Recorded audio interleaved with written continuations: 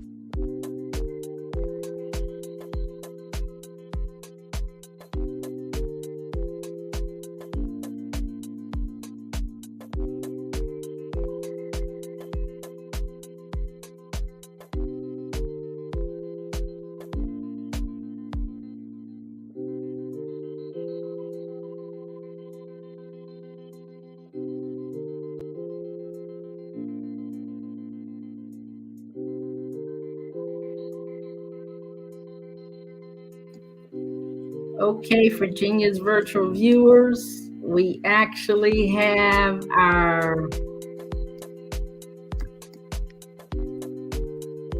Marie Yolaine Tom's on right now. This tech, we gonna figure this out.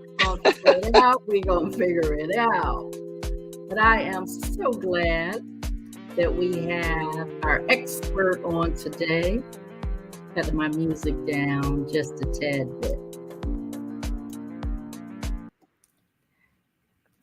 Yes, we have Miss Marie Yolaine Toms. She crossed my pathway in sunny Florida, Fort Lauderdale, the first live event I went to after COVID hit just a few months ago, and our spirits connected. Her story is amazing. She come from the corporate world with American Express, and then she snatched the calling of God on her life. So I want her to give the backdrop story. She is the founder and CEO of Community2Community, and just give Virginia's virtual viewers the reason why you left corporate and you came into what I call your passion and your purpose. Well, God doesn't call the qualified. He qualifies the called. And often in my life, I've felt that I was neither called nor qualified. But on January 12th, 2010, I didn't know as I was leaving my job that afternoon at American Express that I would be asked to heed a call. And when I got to Brooklyn, my phone was on fire with texts. Where are you? Are you okay? Are you seeing this? Oh my God. And I turn on the TV and my eyes are assaulted with scenes of utter devastation. My country, Haiti, had been struck by a 7.2 magnitude earthquake. 316,000 people dead. 1 million people left homeless with no access to food, water, or medical help. My heart broke in my chest. As I watched the screen, I saw an elder laying on the ground, writhing in pain, and her back was fully exposed. I started screaming at the TV. Why is no one helping her? Grandmother or aunt, why is no one covering her up? Are we not doing dignity anymore? Somebody needs to go and do something. You're hearing my voice right now. I hear you go. Lord, I clearly said someone should go and do something. Silence. I didn't feel qualified to help. I didn't know what to do, but I knew who would. My dad. That's him right there. My dad loved Haiti. He would say, Haiti is not a perfect country, but it's my country. And I knew that had he been alive, he would have been on the next plane out to help. And in that moment, I knew what I had to do. I resigned from my position and I was on the next plane out to help. I did it scared. I did it unqualified. I came back and I partnered. I got certified in whatever I needed to do. And I created Community2Community. And 13 years later, we are a thriving nonprofit that restores dignity to vulnerable and exploited communities in Haiti who've lost everything. And we teach others with a heart for generosity how they can help us and do the same. And I'll let you in on a secret. Heeding the call isn't even about you. It's about all of the people's lives you will impact for the good. So I encourage anyone who is watching Wings of Wisdom today, or who will watch it in the future. If you believe that there is a call on your life, heed the call. Thank you. Wow, it's so powerful. When I met you, Andy Henriquez was speaking, and when he spotlighted you, I mean, I was just in awe. And that's why I reached out to you, because I wanted Virginia's virtual viewers to meet you as well. And a lot of times, it takes courage. It takes courage to execute and heed the call when you know a calling's on your life. Even with this was not birth in October when I met you. No, ma'am. But listening to Andy Henriquez, he truly pushed me into this that was on simmer. He used that Peloton warm up. He said, anything been in warm up, execute. So yeah. I am so grateful that you heed the call, and to know that you did it in your father's native land. That's so powerful. It's so impactful. And what actually, like what did you learn from becoming a CEO?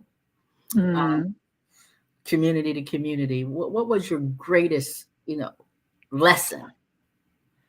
I would say humility, right? Wow. Because, when I left my job, I thought I knew everything. I knew what I was going to do. I knew I was going to help, even though I felt unqualified in the sense of I didn't have a degree in nonprofit management, right? But I did have a background in communications and marketing, business management, right? So there is a big difference from being the employee and being the boss. That's the first thing. You have to have the skills to gather people around your vision, because this work that I'm doing is not work for one person. It is impossible for one person to do all of these things.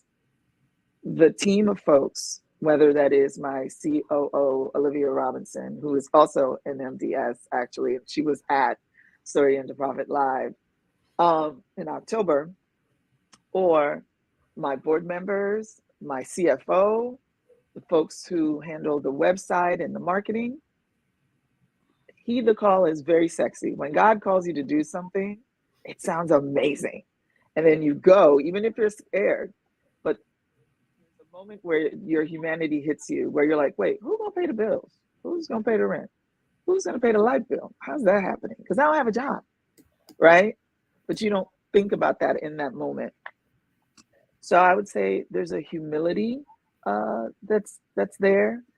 Also, when I took that first trip in August 2010, I was on the mountain, and in my mind, I had learned here in the US, I would say the mindset for being a nonprofit or being a charity or helping people. And on that mountain, the elders pulled me to the side and they were like, no, this isn't about what you want to give us. It is about what we need. And do you want to hear that? And I was like, oh, that hit me. So I moved from this kind of relationship to this relationship.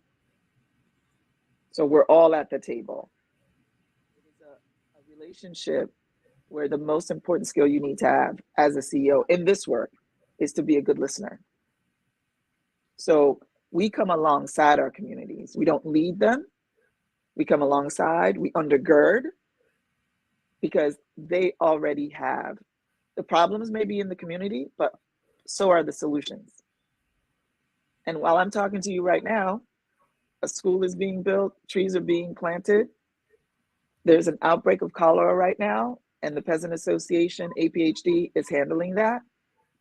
It really humbled me to realize they didn't need a savior. They needed a partner. They needed a collaborator. They needed a listener.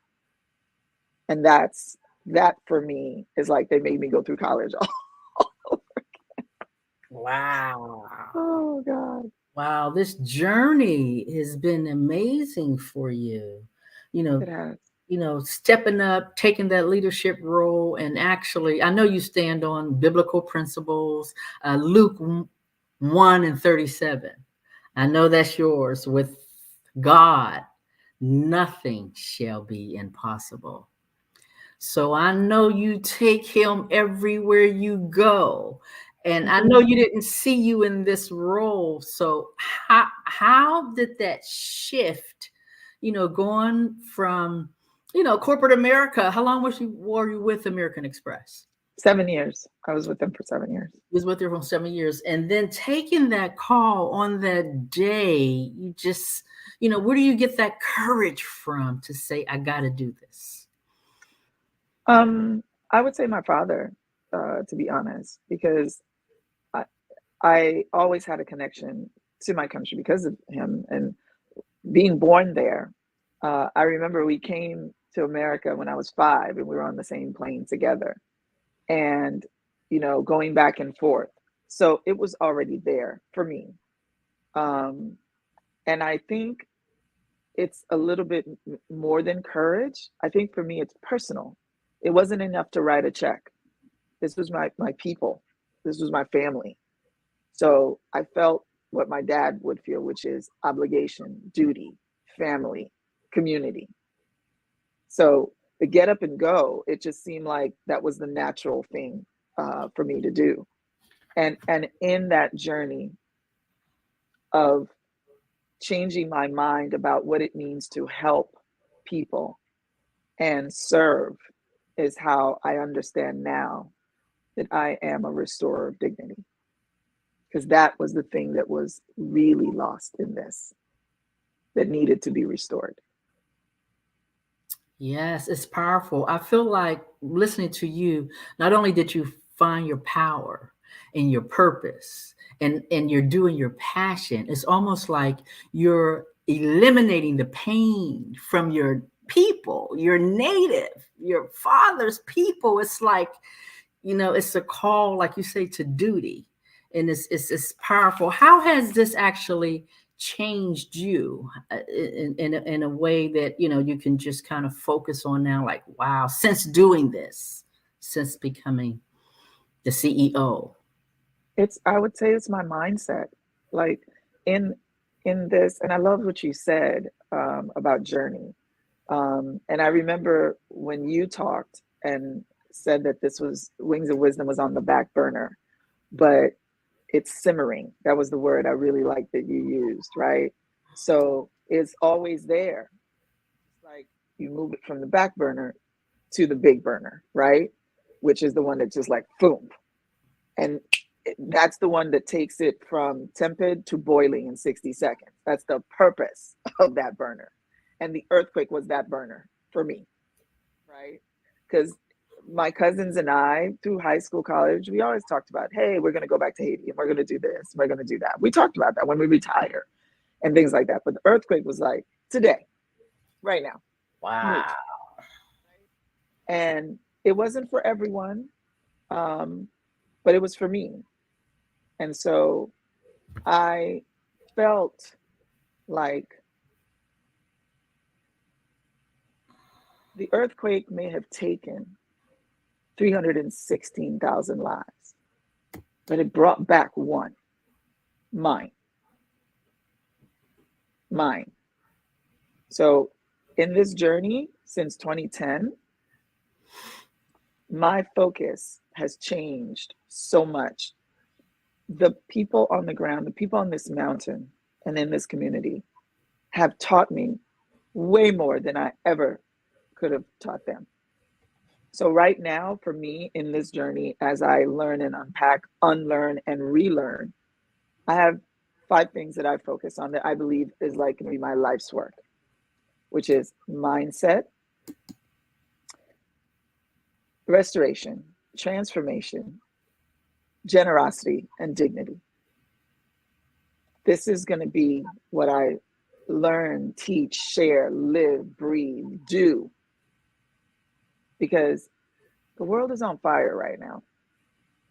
And I believe that people with light, we need to shine really bright right now.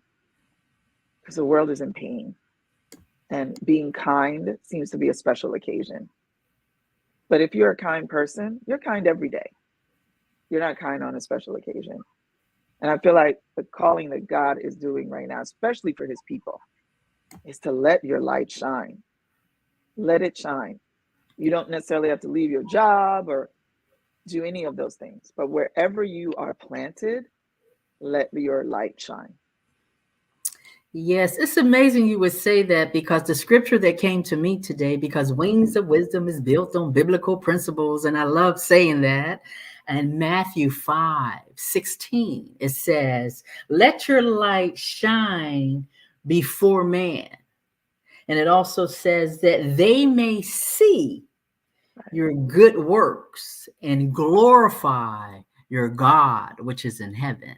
So your light is truly shining before man, so that they may see your good works, and glorify your Father, which is in heaven. And that's exactly what you are doing.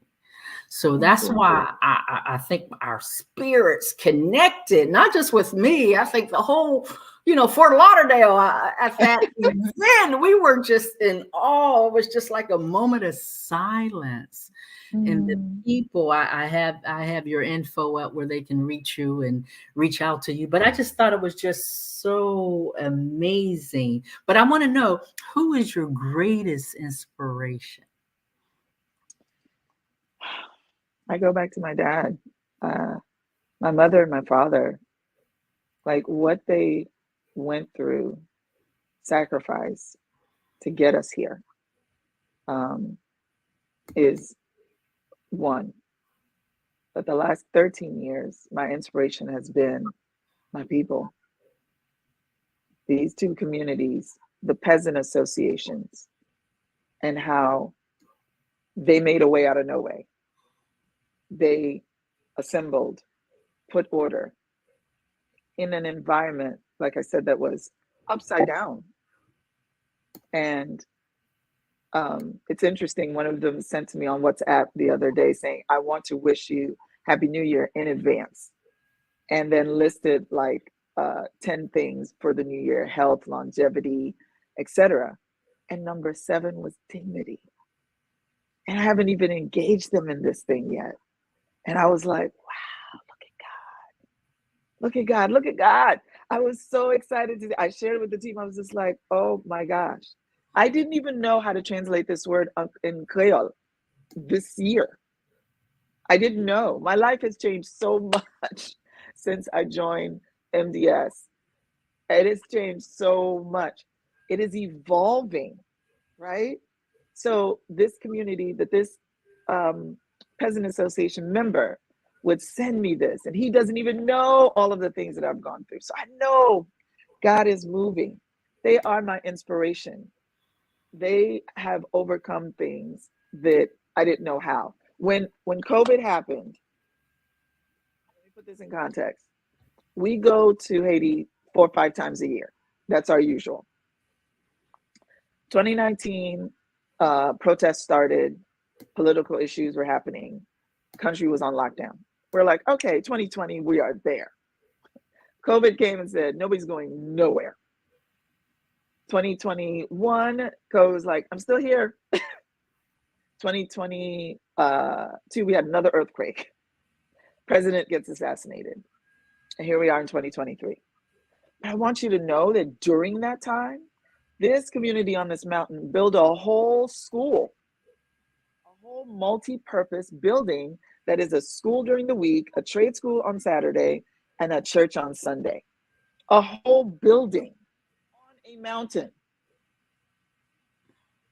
This is the people that I'm from. This is the blood that flows through my veins. These are the folks who believe God on a whole nother level. They are my inspiration. Right now, I've been home since 2019.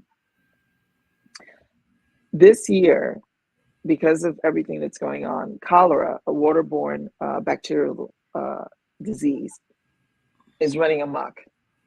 People are dying because they don't understand that it's clear. You can't see it, you can't taste it. So we've been supporting them, and we started this 12 days of giving on December 13th, akin to the 12 days of Christmas. These folks are like first responders. They are out there training, creating water stations, teaching folks how to protect themselves. I know that less people are going to die because of the work that they're doing while I'm sitting here talking to you. So it's not my Yolaine tops. It's very important that people understand that. It is these folks. That's why when folks give, I'm like, you may never see, but know that your hands have reached and have undergirded folks for them to do the work. So all of us have a part to play. Yes, Virginia's virtual viewers, this is the season of giving. And I know you have the spirit of giving. And if you want to actually lean in and uplift these individuals in Haiti and support her cause, the information is there. Community2Community info/donate/ the information is there.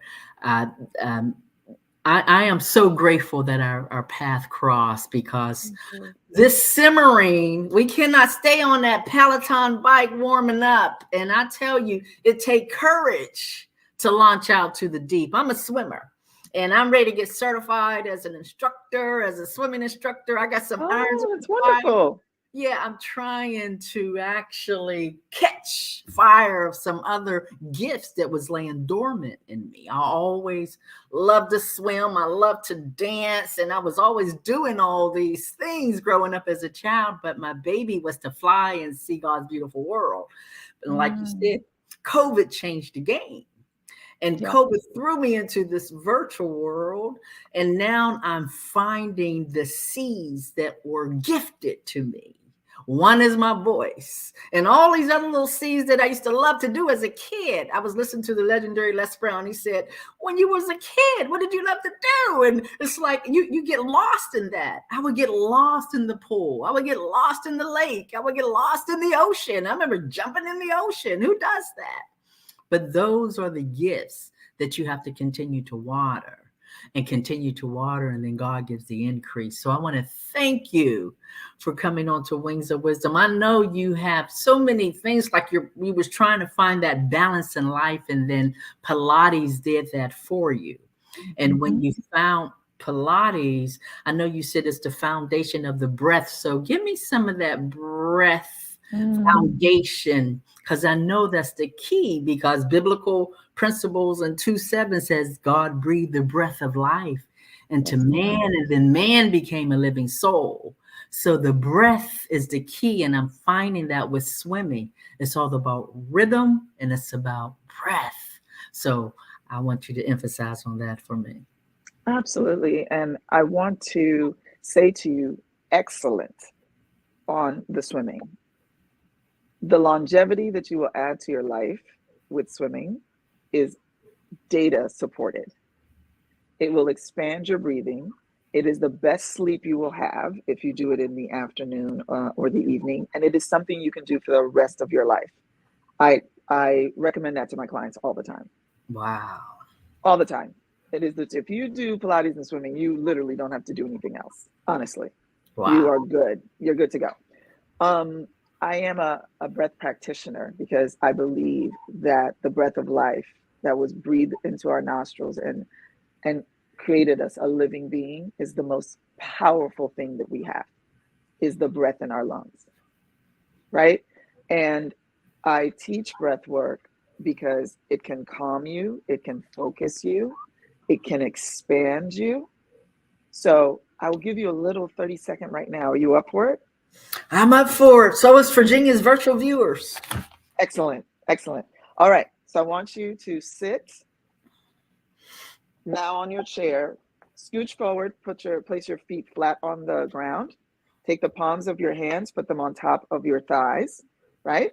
Make sure you're not leaning back. Make sure your shoulders are over your hips, all right? And your head is equal distant on your shoulders. You can close your eyes if you'd like.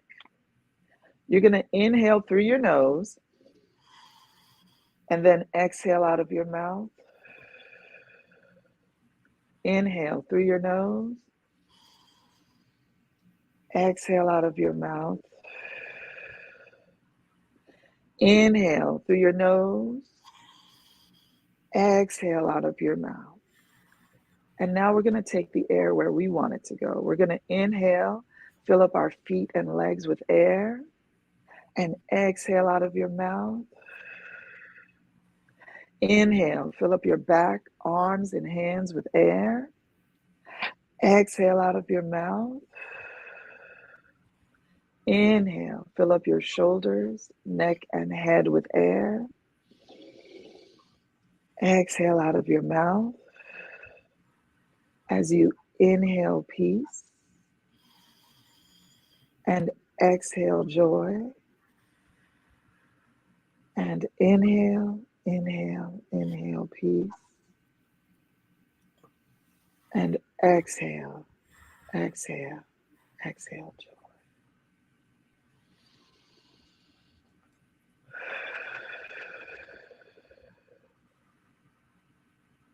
You can open your eyes. How do you feel? Wow. It's almost like new life. It's rejuvenating. It is powerful. That breath is powerful. And you have access to that every day. So at any point in your day, you can go to the bathroom, go to a room, go stand outside. This breath work will help you to focus and calm you. What we do when we get stressed out is this. Yeah. We tighten our muscles, we put our shoulders in our ears, and then we breathe out of our neck. Yes. That does not help you. Fill your body with the breath of life and use your power. Yes, Alice said it makes you light, and it does. It lightens the load. Well, we are so grateful for you, my dear. I have all the links for you. If you want to convey the links, I can just kind of go and put each of them up there. We have so many that you can. I will share a couple. So thank you, Alice. That makes me feel so happy that you feel light, because that's the point. Because we usually go in heavy. For those who want to connect with me for Pilates, mindset coaching, on Instagram, I'm at Focus Fire Life. And for Pilates, it's at Focus Fire Pilates on Instagram. And of course, for Community to Community, it's at Community2Community on Instagram. And you can visit, of course, our website, community2community.info. And you can see all the great work that we are doing. And I invite everyone to move from being a spectator to what's going on in the world to being a participant. And C2C is good fertile ground, so you can start there. And if you need help focusing and you need a mindset coach, I can help you with that as well, and get your breathing right and get your life right. So thank you. You're so welcome, my dear. And I'm so grateful. So stay backstage. Virginia virtual viewers, we're so happy you were able to lean in. And once again, if you want to donate to this amazing cause, there's the information for you to donate. And she's a powerful force in this world, and especially in Haiti. So going back to help her father's people, her ancestors, is just a blessing, and her story is amazing. So we're grateful that you leaned in, and we'll meet you here after the holidays, same time, same place. We're going to get this tech stuff down by 2024. We're going to soar in 2024. Have a wonderful day. Thank you. Yes, so thank you. Thank you, everyone. Thank you, Virginia. You're welcome.